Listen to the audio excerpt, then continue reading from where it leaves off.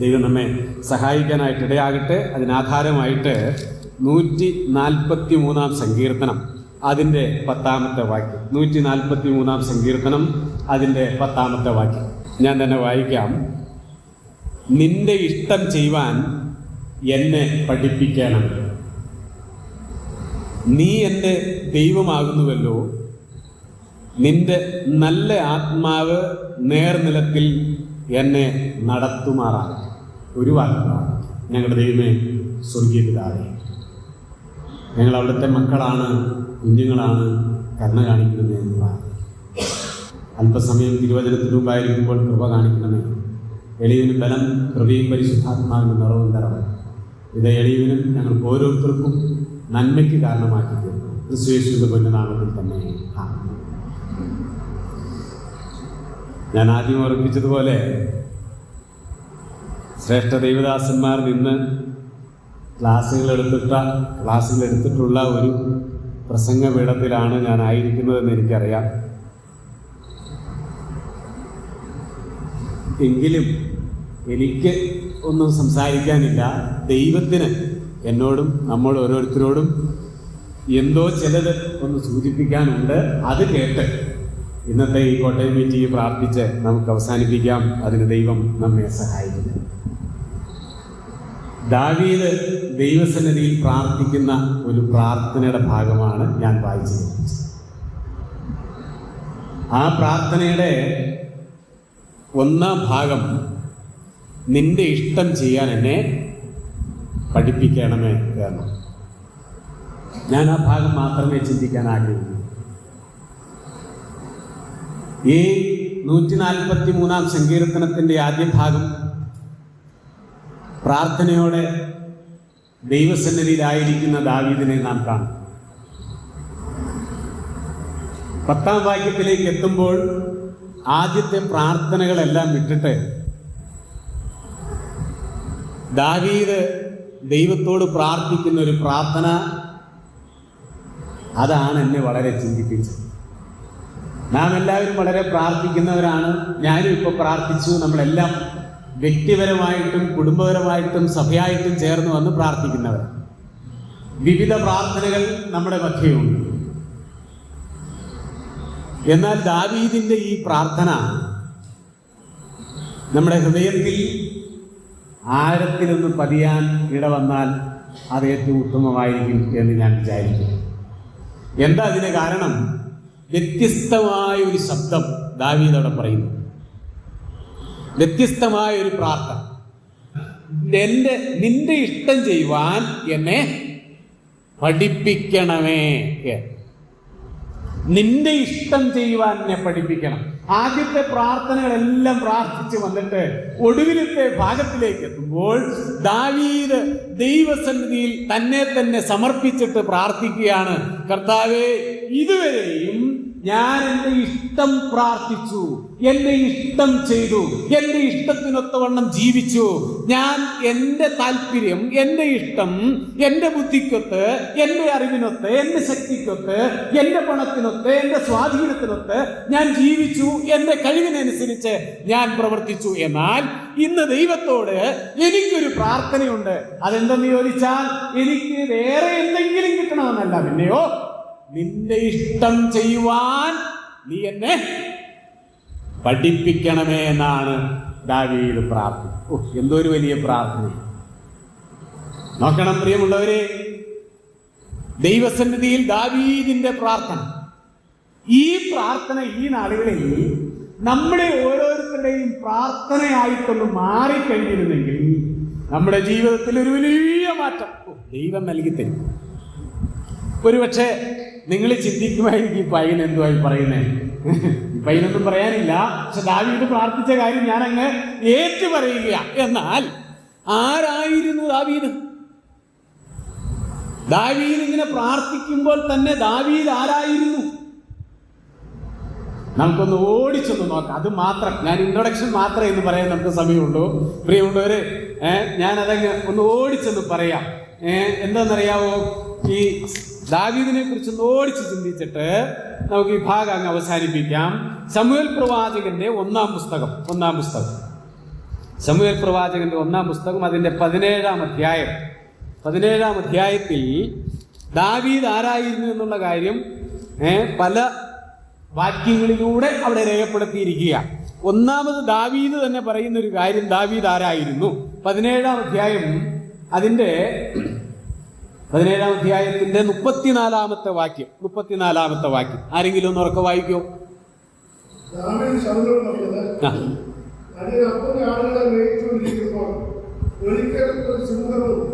ഒരിക്കൽ ഒരു കരടിയും വന്ന കൂട്ടത്തിൽ നിന്ന് ആട്ടിൻകുട്ടിയെ പിടിച്ചു. ഞാൻ പിന്തുടർന്നു, അതിനെ അടിച്ച് അതിന്റെ വായിൽ നിന്ന് ആട്ടിൻകുട്ടിയെ പിടിച്ചു. അതെന്റെ നേരെ വന്നപ്പോൾ ഞാൻ അതിനെ താടിക്ക് പിടിച്ച് അടിച്ച് കൊന്നു. ഇങ്ങനെ അടിയൻ സിംഹത്തെയും കരടിയെയും കൊന്നു. മതി. ഇവിടെ ശൗൽ രാജാവിന്റെ മുമ്പിൽ നിൽക്കുന്ന ദാവീദിനെയാണ് കാണുന്നത്. ഇസ്രായേലിനോട് പടവെട്ടാനായിട്ട് ഗോല്യാത്ത് എന്ന് പറയുന്ന ഒരു മഹാമല്ലൻ, ആ മല്ലനെ കണ്ട് ഭയപ്പെട്ട് ഇസ്രായേലിന്റെ ഏറ്റവും ഉയർച്ചയിൽ നിൽക്കുന്ന രാജാവും ഒക്കെ ഉള്ളവനുമായ ശൗൽ ഉൾപ്പെടെ ഭയപ്പെട്ട് മാറി നിൽക്കുമ്പോൾ ഒരു ബാലൻ വന്ന് തന്നെ ശൗലിന് പരിചയപ്പെടുത്തുകയാണ്. അപ്പോൾ അതിനു മുമ്പുള്ള ഭാഗങ്ങളൊക്കെ വായിക്കുമ്പോൾ മനസ്സിലാകും, നീ ബാലനല്ലോ, നിനക്ക് അവനോ യോദ്ധാവാകുന്നു. ബാല്യം മുതൽ, അത് ഗോല്യാത്തിനെ കുറിച്ചാണ്. നീ ബാലനാണ്, നിനക്ക് യുദ്ധമൊന്നും ചെയ്യാനുള്ള കഴിവും പ്രാപ്തിയൊന്നുമില്ല.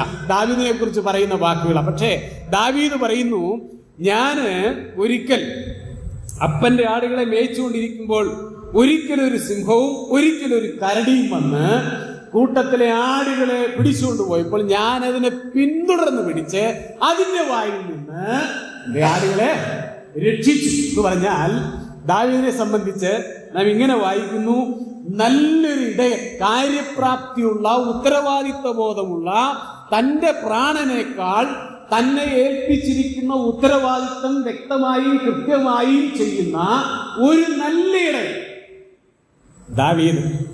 ഇത്രയും കഴിവുള്ള ഒരു മനുഷ്യൻ. ഇനി വേറെ ഞാൻ പെട്ടെന്ന് പോവാണ്. ഇനി ഈ ദാവീദിനെ സംബന്ധിച്ച് സങ്കീർത്തനത്തിൽ 78-ാം സങ്കീർത്തനം അതിന്റെ 70, 71, 72 വാക്യങ്ങളിൽ, 78-ാം സങ്കീർത്തനം 71, 72 വാക്യങ്ങളിൽ അവിടെ 72-ാമത്തെ വാക്യത്തിൽ ഇങ്ങനെയാണ് വായിക്കുന്നത്, ഇസ്രായേലിനെ പരമാർത്ഥ ഹൃദയത്തോടും പിന്നെ കൈമിടുക്കോടും കൂടിയ നടത്തിയ മനുഷ്യൻ. കേവലം ആടുകളെ മാത്രം സംരക്ഷിക്കാനോ സൂക്ഷിക്കാനോ പ്രാപ്തി ഉണ്ടെന്നുള്ളതല്ല, മറിച്ച് അവിടെ വായിക്കുകയാണ് ഇസ്രായേലിനെ എന്ന് പറഞ്ഞാൽ ഇസ്രായേൽ ജനത്തെ, ലക്ഷക്കണക്കിന് വരുന്ന ആളുകളെ ഹൃദയപരമാർത്ഥതയോടും കൈമിടുക്കോടും കൂടി നടത്തിയ, എന്റെ ഭാഷയിൽ പറഞ്ഞാൽ നല്ലൊരു ഇടയൻ. ആരാ? ദാവീദ്. എന്നിട്ട് എന്താ പ്രാർത്ഥിക്കുന്നത്? കർത്താവേ, നിന്റെ ഇഷ്ടം ചെയ്യാൻ എന്നെ പഠിപ്പിക്കണമേ. രണ്ടാമതൊരു കാര്യം, ശമൂവേൽ പ്രവാചകന്റെ 1-ാം പുസ്തകം 16-ാം അധ്യായം അതിന്റെ 23-ാമത്തെ വാക്യത്തിൽ ഒടുവിലത്തെ ഭാഗം, ശൗലിന് ആശ്വാസവും സുഖവും ഉണ്ടാകും, ദുരാത്മാവ് അവനെ വിട്ടുമാറും. ഞാൻ ഒടുവിലത്തെ ഭാഗമാണ് വായിച്ചത്. ആ ഭാഗം, അതിന്റെ മുകളിൽ ഭാഗം വായിക്കുമ്പോൾ ഈ ശൗലിന്റെ ഉള്ളിൽ ദുരാത്മാവ് വരുമ്പോൾ ദാവീദ് കിന്നരം വായിക്കും എന്നാണ് രേഖപ്പെടുത്തിയിരിക്കുക, അല്ലേ? ദാവീദിന്റെ കഥ പഠിക്കുന്ന കുഞ്ഞുങ്ങളെല്ലാം അതറിയാം. ദാവീദ് കിന്നരം വായിക്കുമ്പോൾ ദുരാത്മാവ് ഈ ശൗലിനെ വിട്ട് പോകും. ദാവീദിന്റെ കിന്നര വായനയിൽ ദുരാത്മാവ് മാറിപ്പോവുകയാണ്, വിട്ടുപോവുകയാണ്.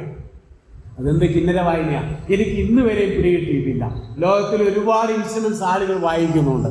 ഇവിടെയും കഴിവുള്ളവരും പാട്ട് പാടുന്നവരും ഇൻസ്ട്രുമെന്റ്സ് ഉപയോഗിക്കുന്നവരുണ്ട്. പക്ഷേ ആരുടെയെങ്കിലും ദുരാത്മാവ് വിട്ടുപോയെന്ന് എനിക്കറിയത്തില്ല, ഞാൻ കേട്ടിട്ടില്ല. എന്നാൽ ഈ ദാവീദ് ഇത്രയും കഴിവും പ്രാഗൽഭ്യമുള്ളവൻ. എന്താ കഴിവ്? ദുരാത്മാവിനെ കിന്നര വായനയിലൂടെ നീക്കിക്കളയാൻ കഴിവുള്ളവൻ. ദൈവസന്നിധിയിൽ പ്രാർത്ഥിക്കുകയാണ്, നിന്റെ ഇഷ്ടം ചെയ്യുവാൻ എന്നെ പഠിപ്പിക്കണം. മൂന്നാമത്, എന്റെ സമയം പെട്ടെന്ന് പോകാനുള്ള, മൂന്നാമത് ശമൂവേൽ പ്രവാചകന്റെ 2-ാം പുസ്തകം 23-ാം അധ്യായം 1-ാം വാക്യം. ഞാനതങ്ങ് പറഞ്ഞു പോകാം. അവിടെ ഇങ്ങനെ രേഖപ്പെടുത്തിയിരിക്കുകയാണ്, ഇസ്രായേലിന്റെ മധുരഗായകനാണ് ആര്? ദാവീദ്. ഇസ്രായേലിന്റെ മധുരഗായകൻ എന്ന് പറഞ്ഞാൽ നാം വായിക്കുന്ന സങ്കീർത്തനങ്ങളിൽ നല്ലൊരു ബന്ധം സങ്കീർത്തനങ്ങൾ ദാവീദ് രചിച്ചതാ. ദാവീദിന്റെ സങ്കീർത്തനങ്ങൾ വായിക്കുമ്പോൾ നമ്മുടെ ഹൃദയത്തിൽ കുളിരുകൊള്ളും. ദാവീദ് ദൈവത്തെ വിളിക്കുന്നത് എന്റെ ദൈവമേ എന്നാണ്. എന്റെ ദൈവമേ. ആ വേദപുസ്തകം പരിശോധിക്കുമ്പോൾ ധാരാളം പ്രാവശ്യം ദാവീദ് പറയുകയാണ് എന്റെ ദൈവമേ, എന്റെ ദൈവമേ എന്ന്. എന്നിട്ട് ദാവീദ് തന്റെ അനുഭവങ്ങൾ ചേർത്ത് വെച്ചാണ് ഓരോ സങ്കീർത്തനങ്ങളും എഴുതി വെച്ചിരിക്കുന്നത്. അത് വായിച്ച് നമ്മൾ എത്രയോ പ്രാവശ്യം ദൈവസന്നിധിയിൽ സന്തോഷത്തോടെ കണ്ണുനീരോടെ ഇരിക്കുന്ന സമയങ്ങളിൽ ആ സങ്കീർത്തനങ്ങൾ വായിച്ച് എത്രയോ പ്രാവശ്യം ആശ്വാസം പ്രാപിച്ചിട്ടുണ്ട്. ആരും ആശ്വസിപ്പിക്കാൻ ഇല്ലാതിരുന്ന സന്ദർഭങ്ങളിൽ തനിച്ചിരുന്നപ്പോൾ ദാവീദിന്റെ സങ്കീർത്തനങ്ങൾ നമ്മുടെ ഹൃദയത്തിൽ എത്രയോ പ്രാവശ്യം കുളിരുകോരി ആശ്വാസം നൽകിയിട്ടുണ്ട്. ആ ഈ ദാവീദിനെ കുറിച്ച് രേഖപ്പെടുത്തിയിരിക്കുകയാണ്. ഇസ്രായേലിന്റെ മധുര ഗായകനാണ് ആര്? ദാവീദ്. അദ്ദേഹം പ്രാർത്ഥിക്കുന്നു, ദൈവമേ നിന്റെ ഇഷ്ടം ചെയ്യാൻ എന്നെ പഠിപ്പിക്കണമേ. നാലാമത് ഒരു നല്ല നടനായിരുന്നു എന്നാണ് ശമൂവേൽ പ്രവാചകന്റെ 1-ാം പുസ്തകം അതിന്റെ 21-ാം അധ്യായം 12-13 വാക്യങ്ങളിൽ അവിടെ അഖീസ് രാജാവിന്റെ മുമ്പിൽ നിൽക്കുമ്പോൾ ദാവീദ് ഇപ്പോഴത്തെ ഉള്ള മെഗാസ്റ്റാർ, സൂപ്പർ സ്റ്റാർ, ഇതിന് അപ്പുറം വല്ല സ്റ്റാറും ഉണ്ടോ എന്ന് എനിക്കറിയത്തില്ല, അവരെയെല്ലാം കടത്തിവെട്ടുന്ന അഭിനയം അഭിനയിച്ച അഭിനേതാവ് ഇല്ലയോ, ഓസ്കാറിനേക്കാൾ വലിയ അഭിനയം കാഴ്ചവെച്ചു എന്ന് പറഞ്ഞാൽ പ്രാണൻ രക്ഷിക്കാൻ വേണ്ടിയുള്ള ഒരു പടച്ചിലാണ്. എങ്ങനെയാ പറഞ്ഞത്? ഭ്രാന്തനെ പോലെ അഭിനയിച്ചു അല്ലേ? ആ അഭിനയത്തിൽ ഈ രാജാവ് മനുഷ്യനെ നോക്കി പറയുകയാണ്, അവിടെയുള്ളവരോട് നോക്കി പറയുകയാണ്, നമ്മുടെ രാജ്യത്ത് ഭ്രാന്തന്മാരില്ലാഞ്ഞിട്ടാണ് ഇനി വേറെ ഒരുത്തിനെ കൂടി ഇവിടെ കൊണ്ടുവന്നത്. അത്ര ഭയങ്കര അഭിനയം കാഴ്ചവെച്ചത്. അപ്പൊ അഭിനയത്തിൽ മിടുക്കൻ. ഞാൻ ആദ്യം പറഞ്ഞു, ഒന്ന് നല്ല ഇടയൻ, ഇടയന്മാരിൽ ശ്രേഷ്ഠൻ അല്ലേ, നല്ല ഇടയൻ, മാനുഷികനായി ദൈവത്തോട് പരിചയപ്പെടുത്തിയല്ലാട്ടോ ഞാൻ പറയുന്നത്. 2 നല്ല ഗായകൻ. പിന്നെ അവിടെ രേഖപ്പെടുത്തിയിരിക്കുന്നു, പിന്നെ കിന്നര വായനയിൽ മിടുക്കൻ, ഇൻസ്ട്രുമെന്റ്സ് ഉപയോഗിക്കുന്നതിൽ അതിസമർത്ഥൻ. ഇനി 5-ാമത്തെ കാര്യം 18-ാം അധ്യായം അതിന്റെ 5, 14, 15 വാക്യങ്ങളിൽ 3 പ്രാവശ്യം അവിടെ ആവർത്തിച്ച് ദാവീദിനെ കുറിച്ച് പറഞ്ഞിരിക്കുന്നു. കാര്യങ്ങളെ വിവേകത്തോടെ നടത്താൻ കഴിവുള്ളവൻ. ഇനി അതിന്റെ 14, 15 വാക്യങ്ങളൊന്ന് വായിച്ചാൽ നമുക്ക് അവിടെ ഇങ്ങനെ രേഖപ്പെടുത്തിയിരിക്കുന്നത് കാണാം. അവൻ ജനത്തിന് നായകനായി പെരുമാറിപ്പോന്നു. ദാവീദ് തന്റെ എല്ലാ വഴികളിലും, ഏതെങ്കിലും 1-2 കാര്യങ്ങളിലല്ല, പിന്നെ എല്ലാ വഴികളിലും വിവേകത്തോടെ നടന്നവനാണ്. 15-ാമത്തെ വാക്യം, യഹോവ അവനോട് കൂടെ ഇരുന്നു, അവൻ ഏറ്റവും വിവേകത്തോടെ നടന്നു എന്ന് പറഞ്ഞാൽ ഇസ്രായേലിൽ ഏറ്റവും വിവേകമുള്ള മനുഷ്യൻ. ആ മനുഷ്യൻ ദൈവസന്നിധിയിൽ പ്രാർത്ഥിക്കുന്നു, കർത്താവേ നിന്റെ ഇഷ്ടം ചെയ്യാൻ എന്നെ പഠിപ്പിക്കണമേ. ഇനി 6-ാമത്തെ കാര്യം ശമൂവേൽ പ്രവാചകന്റെ 1-ാം പുസ്തകം 29-ാം അധ്യായം അതിന്റെ 3-9 വാക്യങ്ങളിൽ അവിടെ ഇങ്ങനെയാണ് ദേശത്ത് ഭയങ്കര സാക്ഷ്യമുള്ളവൻ. അഖീസ് രാജാവ് അദ്ദേഹത്തെ കുറിച്ച് പറയുന്നത്, ഇവൻ എൻ്റെ ദേശത്ത് വന്ന നാൾ മുതൽ എനിക്ക് ബോധിച്ചവൻ എന്നാണ്. പ്രിയമുള്ളവരെ, ദേശത്ത് വളരെ, ശത്രുദേശത്ത് പോലും അന്യദേശത്ത് പോലും വളരെ സാക്ഷ്യപ്പെട്ട ഒരു മനുഷ്യൻ എന്ന് പറഞ്ഞാൽ ഇത്രയൊക്കെ ക്വാളിറ്റി ഒരു മനുഷ്യനുണ്ടെങ്കിൽ അദ്ദേഹം എന്ത് നല്ല ഭക്തനായിരിക്കും. അപ്പോൾ ശമൂവേൽ പ്രവാചകന്റെ 1-ാം പുസ്തകം 17-ാം അധ്യായം 26, 45, 47 വാക്യങ്ങളിൽ ദാവീദ് ഒരു വലിയ ഭക്തനായിരുന്നു എന്ന് രേഖപ്പെടുത്തിയിരിക്കുക. പിന്നെ ഇനി 8-ാമത്തെ കാര്യത്തിൽ സകല മനുഷ്യർക്കും സമ്മതനായ ഒരുവൻ. ഇനി ഈ ശമൂവേൽ പ്രവാചകന്റെ 24-ാം അധ്യായം 17-ാമത്തെ വാക്യത്തിൽ തന്റെ പിന്നാലെ ഓടിക്കൊണ്ടിരുന്ന ശൗല് ദാവീദിനെ കുറിച്ച് പറയുന്നൊരു വാക്ക്. ശൗല് ദാവീദിനെ കുറിച്ച് പറയുന്ന വാക്ക്, നീ എന്നേക്കാൾ നീതിമാനാകും. നീ എന്നേക്കാൾ നീതിമാൻ എന്ന് പറഞ്ഞാൽ ശൗല് ഗുഹയിൽ കിടന്നുറങ്ങുന്ന സമയത്ത് ദാവീദ് എന്റെ വസ്ത്രത്തിന്റെ അഗ്രം ഒന്ന് മുറിച്ചെടുത്തു. എന്നിട്ട് ശൗലിനോട് വിളിച്ചു പറയുകയാണ്, ഞാൻ നിന്റെ വസ്ത്രത്തിന്റെ അഗ്രം മുറിച്ചതിൽ എൻ്റെ ഹൃദയം കുത്തുകയാണ്, എനിക്ക് ഭയങ്കര സങ്കടമുണ്ട്. എനിക്ക് നിന്നെ കൊല്ലാമായിരുന്നു, പക്ഷെ ഞാനത് ചെയ്യുകയില്ല, നീ ദൈവത്തിന്റെ അഭിഷിക്തനാണ് എന്ന് പറഞ്ഞു. പ്രിയമുള്ളവരെ, ദാവീദിനെ കുറിച്ച് ശൗല് എന്ന് പറഞ്ഞാൽ ഈ ദാവീദിനെ പിടിക്കാനാ ശൗല് ഇത്രയും ഓടി പരാക്രമം കാണിച്ചത്. ശൗല് പറയുകയാണ്, നീ എന്നേക്കാൾ നീതി. എന്തെല്ലാം ഗുണവിശേഷങ്ങളാ ദാവീദിനുണ്ട് ജീവിതത്തിലുള്ളത്. ഈ ദാവീദ് ദൈവസന്നിധിയിൽ ഒരു പ്രാർത്ഥന, എന്താ പ്രാർത്ഥിക്കുന്നേ? നിന്റെ ഇഷ്ടം ചെയ്യാൻ എന്നെ പഠിപ്പിക്കണം. 9 കാര്യങ്ങൾ വേദപുസ്തകത്തിൽ ദൈവത്തിൻ്റെ ഇഷ്ടം ചെയ്യാൻ ദൈവം പറഞ്ഞതായിരുന്നു. ഞാൻ ആ ഭാഗത്തേക്ക് പോകുന്നില്ല. വേദപുസ്തകത്തിൽ ഞാൻ ഓടിച്ച് പറഞ്ഞാൽ പോലെ വേദപുസ്തകത്തിൽ എൻ്റെ ഇഷ്ടം ചെയ്യണമെന്ന് ദൈവം പറഞ്ഞു. നമ്മളെല്ലാവരും ചിന്തിക്കുന്നത് നമ്മളെല്ലാം തികഞ്ഞു എന്നാണ്. എൻ്റെ മുമ്പിൽ ഇരിക്കുന്നത് എന്നേക്കാൾ പ്രായം കുറഞ്ഞ 1-2 പേരേ ഉള്ളൂ. അപ്പം എന്നേക്കാൾ പ്രായമുള്ളവരാണ് കൂടുതലും. പ്രിയമുള്ളവരെ, ഒരുപക്ഷെ നമ്മൾ ചിന്തിക്കും, ഇത്രയൊക്കെ പ്രായമായില്ലേ, തികഞ്ഞില്ലേ, വിശ്വാസ ജീവിതം ഓടിയില്ലേ, കാര്യപ്രാപ്തിയിൽ എത്തിയില്ലേ, ഇനി എങ്ങനെയെങ്കിലും കൈയും കാലൊക്കെ നീട്ടി അങ്ങ് മരിച്ചാൽ മതി, ജീവിതത്തിൻ്റെ നല്ലൊരു കാലഘട്ടം കഴിഞ്ഞു പോയി എന്നൊക്കെ ചിന്തിച്ച് ഇരിക്കുന്ന സന്ദർഭമായിരിക്കാം ഒരുപക്ഷെ. ഇനി ചെറുപ്പക്കാരോടാണെങ്കിൽ എനിക്ക് പല കഴിവുകളുണ്ട്, പല പ്രാപ്തിയുണ്ട്, ഞാൻ മിടുക്കനാണ് എന്ന് ചിന്തിച്ച് ഒരുപക്ഷെ നമ്മൾ ജീവിക്കുകയായിരിക്കാം. എന്നാൽ ഇത്രയും കഴിവുള്ള ഈ മനുഷ്യൻ ദാവീദിനോളം കഴിവുള്ള ഒരാള് വേദപുസ്തകത്തിൽ ഈ നിലകളിൽ കാണാനായിട്ട് കഴിയുകയില്ല. ഈ മനുഷ്യൻ ദൈവസന്നിധിയിൽ വന്നിട്ട് പ്രാർത്ഥിക്കുകയാണ്, കർത്താവേ, ഞാനൊരു ശിശുവായിട്ട് നിന്റെ മുമ്പാകെ, ഒരു വിദ്യാർത്ഥിയെപ്പോലെ ഞാൻ എന്നെ തന്നെ നിന്റെ മുമ്പാകെ തരുന്നു കർത്താവേ, നീ എന്നെ പഠിപ്പിക്കണമേ എന്ന് പ്രാർത്ഥിക്കും. ഇത്രയും പ്രാഗൽഭ്യവും പ്രാപ്തിയുള്ള ഈ മനുഷ്യൻ ദൈവസന്നിധിയിൽ പ്രാർത്ഥിച്ചെങ്കിൽ, പ്രിയമുള്ളവരെ, നമ്മൾ ദാവീദിന്റെ മുമ്പാകെ വെറും വട്ടപൂജ്യമാണ്, നമ്മളൊന്നുമല്ല. ദാവീദിനോളം പ്രാപ്തിയും കഴിവും പ്രാധാന്യവും പ്രശസ്തിയും ഒന്നും നമ്മെ സംബന്ധിച്ചില്ല. ഇസ്രായേലിന്റെ ഈ ശ്രേഷ്ഠനായ രാജാവ് ദൈവസന്നിധിയിൽ കടന്നു വരുമ്പോൾ ഒരു കൊച്ചു കുട്ടിയെ പോലെ അല്ലെങ്കിൽ ഒരു ചെറിയ വിദ്യാർത്ഥിയെ പോലെ നിന്ന് ദൈവസന്നിധിയിൽ മുഴങ്കാൽ മടക്കിയിട്ട് ദൈവത്തോട് പ്രാർത്ഥിക്കുന്നു, കർത്താവേ, ഇത്രയും കാലം ഞാൻ എന്റെ ഇഷ്ടത്തിന്, എന്റെ താല്പര്യത്തിന്, എന്റെ അഭിരുചിക്കൊത്തവണ്ണം ജീവിച്ചു. എന്നാൽ ഇന്ന് എന്റെ ഹൃദയത്തിൽ നിന്ന് നിന്റെ മുമ്പാകെ ഒരു നിലവിളി, ഒരു പ്രാർത്ഥന, ഇവിടെ എന്റെ ഇഷ്ടത്തെ ഞാൻ മായ്ച്ചു കളയുകയാണ്, നീക്കിക്കളയുകയാണ്. ഇന്നു മുതൽ എന്റെ മനസ്സിന്റെ ആഗ്രഹം, ദൈവമേ, നിന്റെ ഇഷ്ടം ചെയ്യുവാൻ നീ എന്നെ പഠിപ്പിക്കണമേ എന്ന്. നമുക്കെല്ലാം പല അഭിരുചികളാണ്. നമ്മുടെ വസ്ത്രധാരണത്തിൽ, ഭക്ഷണകാര്യങ്ങളിൽ, വീട് വെക്കുന്നതിൽ, വാഹനം വാങ്ങുന്നതിൽ, ജീവിതത്തിന്റെ ഏതൊരു കാര്യത്തിലും, പിന്നെ കുടുംബത്തെ തെരഞ്ഞെടുക്കുന്നതിൽ എന്ന് വേണ്ട സകല കാര്യത്തിലും നമുക്ക് നമ്മുടേതായിട്ടുള്ളൊരു മാർഗമുണ്ട്. എന്നാൽ ദൈവസന്നിധിയിൽ ഇന്നിങ്ങനെയൊന്ന് പ്രാർത്ഥിക്കുമ്പോ, എന്റെ ഏതൊരു കാര്യത്തിലും കർത്താവേ, നിന്റെ ഇഷ്ടമായിരിക്കണം എന്റെ ഇഷ്ടം, നിന്റെ താല്പര്യമായിരിക്കണം എന്റെ താല്പര്യം, നിന്റെ അഭിരുചിയായിരിക്കണം എന്റെ അഭിരുചി, നിന്റെ വഴിയായിരിക്കണം എന്റെ വഴി. അങ്ങനെ പ്രാർത്ഥിക്കാൻ നമുക്ക് കഴിഞ്ഞാൽ നമ്മെ ദൈവം നിശ്ചയമായിട്ടും ഒരു പുതിയ മാർഗത്തിലൂടെ ഞാൻ പറഞ്ഞല്ലോ, കുറെ പോയിന്റുകളുണ്ട് ദൈവം നമ്മളോട് പറഞ്ഞ്.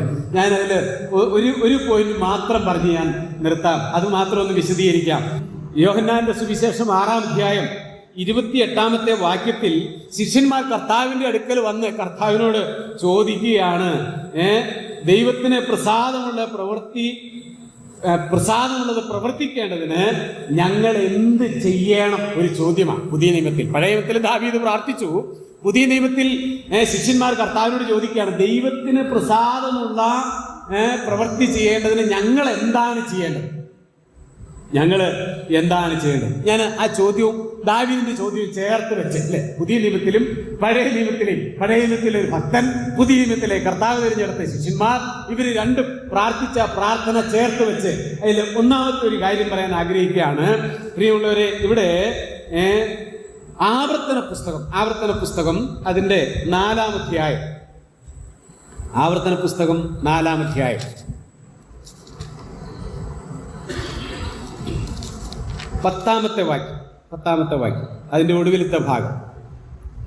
അവർ ഭൂമിയിൽ ജീവിച്ചിരിക്കുന്ന നാളൊക്കെയും എന്നെ ഭയപ്പെടുവാൻ പഠിക്കുകയും തങ്ങളുടെ മക്കളെ പഠിപ്പിക്കുകയും വേണം എന്ന് കൽപ്പിച്ചു.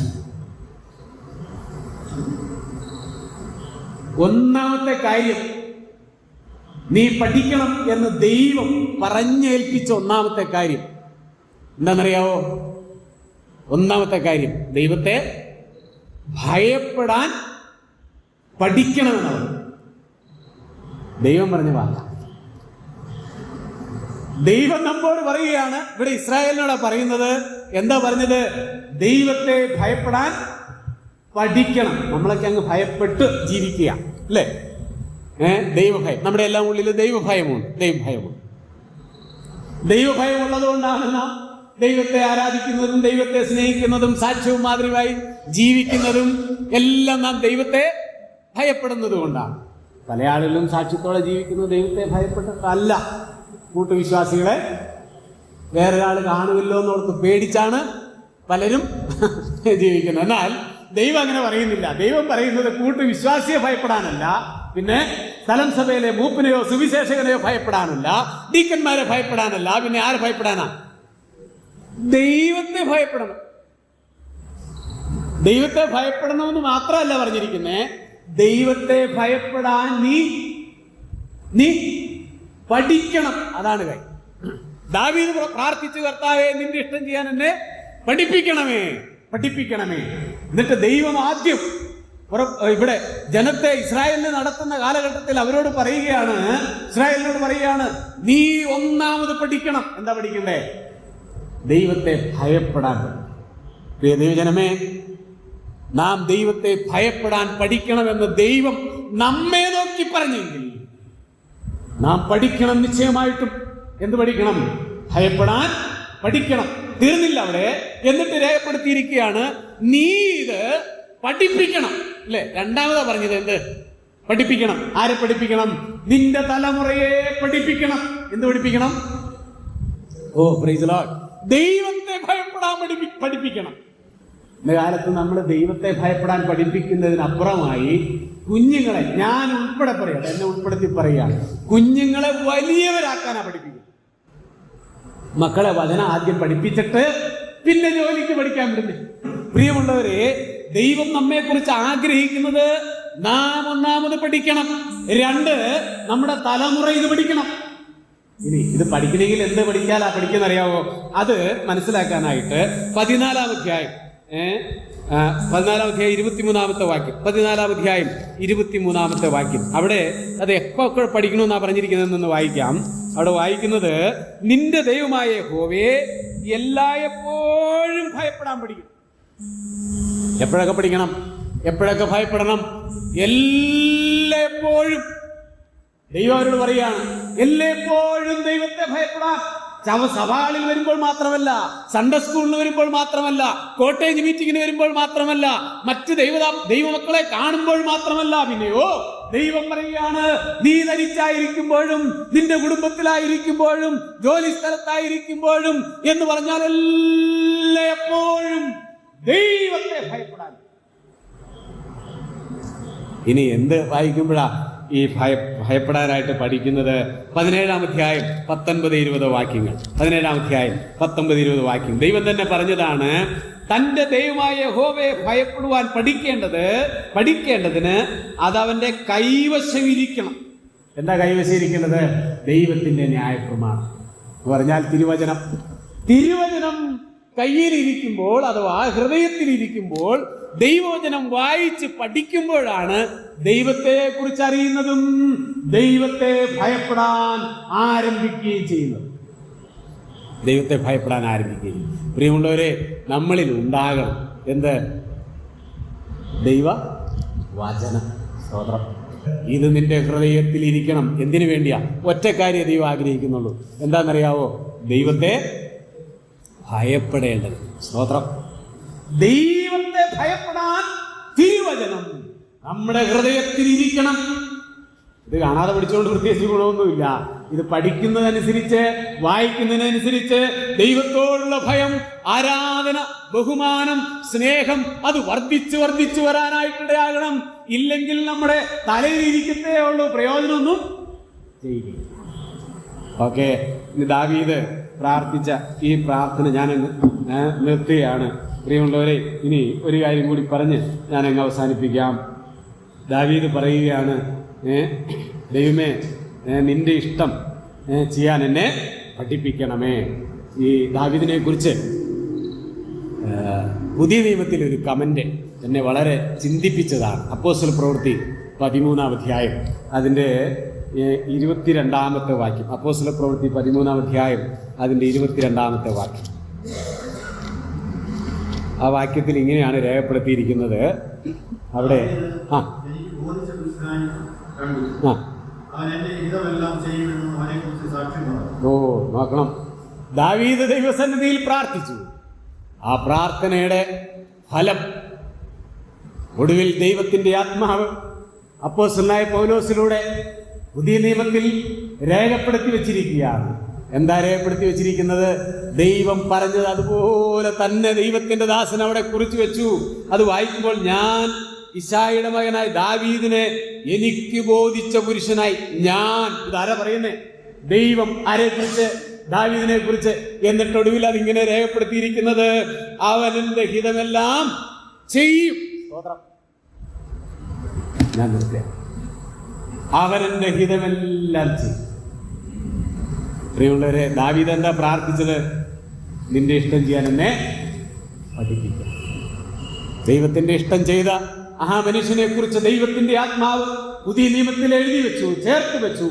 അവൻ എന്റെ ഹിതമെല്ലാം ചെയ്യും, എല്ലാം ചെയ്യും. വീഴ്ചകൾ ഉണ്ടായോ? ഉണ്ടായി. താഴ്ചകൾ വന്നോ? സംഭവിച്ചു. പക്ഷേ എങ്കിലും ദൈവത്തിന്റെ ആത്മാവ് തന്റെ മടങ്ങി വരവിൽ ദൈവസന്നിധിയിൽ യോഗ്യമായി പ്രാഗൽഭ്യമായി ദൈവസന്നിധിയിൽ മുട്ടുമടക്കി പ്രാർത്ഥിച്ച പ്രാർത്ഥനയ്ക്ക് ഉത്തരം സ്വർഗത്തിലെ ദൈവം. നമ്മുടെ ജീവിതത്തിലെ കുറവുകളൊക്കെ കാണും, എങ്കിലും ദൈവസന്നിധിയിൽ പ്രാർത്ഥന. കഴിഞ്ഞ നാളുകളിൽ ജീവിതത്തിൽ പല മിസ്റ്റേക്കുകളും പറ്റി കർത്തായി. ഞാൻ സാധാരണ ഒരു മനുഷ്യനാണല്ലോ. എന്നാൽ ഇന്നെൻ്റെ പ്രാർത്ഥന, ഇനിയുള്ള കാലം നിന്റെ ഇഷ്ടം ചെയ്യാൻ എന്നെ